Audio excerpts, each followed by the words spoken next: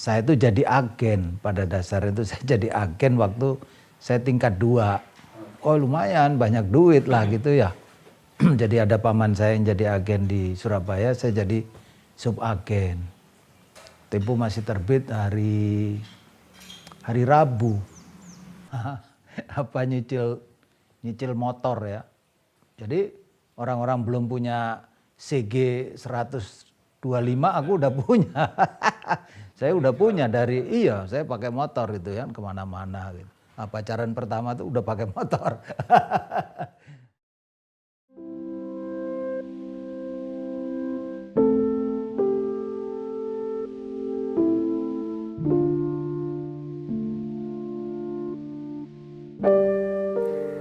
Indonesia kehilangan seorang pejuang independensi media, Thoriq Hadad.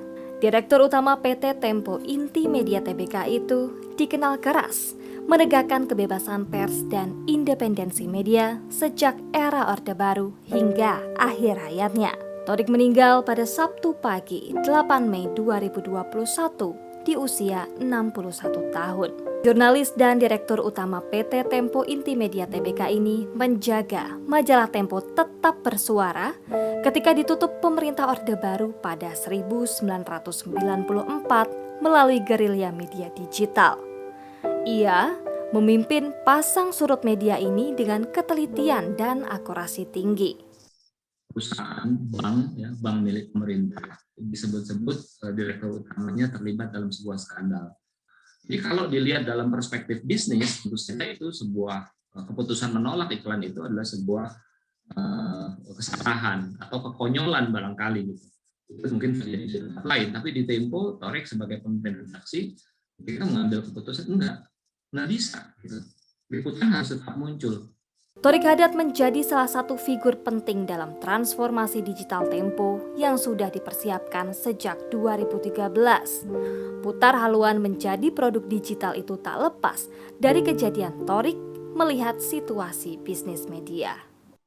Kalau saya ingat tuh sebagai almarhum Thoriq ya, terutama dalam profesi saya sebagai wartawan, boleh dibilang Bung Thoriq itu termasuk yang sangat pelopor di Indonesia dalam online ya, dalam berita digital, karena dia yang menjadi pimpinan dari Tempo Interaktif ya. Pucuk pimpinan PT Tempo Intimedia Tbk itu adalah figur penting di balik beralihnya koran Tempo dan majalah Tempo bahasa Inggris dari media cetak menjadi media digital pada awal tahun 2021.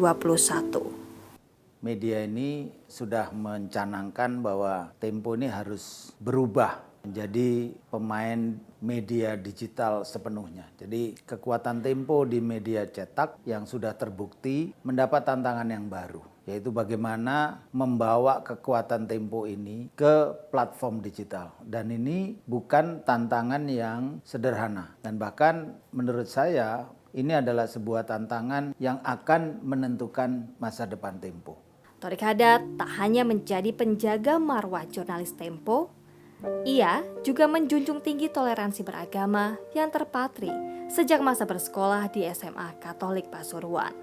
Kesenangan Thoriq Hadad pada dunia tulis-menulis sudah muncul sejak masih menjadi mahasiswa di Institut Pertanian Bogor. Ia kerap terlibat dalam kegiatan penerbitan pers kampus. Ide-idenya tentang tema-tema liputan membuat beberapa senior dan kawan-kawan terpincut menjadikan Thoriq sebagai teman diskusi. Sekitar bulan Maret tahun 85. Waduh, tesnya kayak tes akabri lah gitu ya. Iya benar itu, waduh. Dan pernah dalam satu tes itu saya mungkin karena lewat waktu makan ya, saya sampai muntah-muntah. Iya, saya minta izin gitu, saya nggak mau terlihat saya lemah di situ kan. Tapi begitu diizinkan, saya lari kamar mandi, basah tuh badan saya. Dan kebetulan tesnya di Salemba, jadi saya segera pulang, saya ganti dan datang lagi gitu. Nah singkat cerita dari sekian ribu orang ya, saya masuk 20 besar. Dan akhirnya yang diterima itu sekitar 15 orang. Waktu saya masuk di Tempo, saya nggak terlalu asing ya dengan GM, ya kan. Tentu saja FC udah jadi udah jadi kayak paman ya, bahkan orang bilang wah ya mungkin Torik diterima karena ada pamannya di situ. Padahal FJ sama sekali nggak tahu. Dia tuh minta istrinya ya, saya manggilnya Bu Nisa ya, Anissa namanya itu. Coba kamu tanya ke ibu saya masih ada sampai sekarang. Itu Torik Hadad itu Alik ya nama kecil saya itu. Akhirnya ibu saya bilang iya benar. FJ kaget gitu ya. Karena dia kan nggak ngikutin prosesnya itu. Torik Hadad meniti karir di Tempo dari tangga terbawah sebagai reporter. Ia mencapai titik puncak dengan menjadi pemimpin redaksi koran Tempo, pemimpin redaksi majalah Tempo, hingga menjadi direktur utama PT Tempo Inti Media Tbk.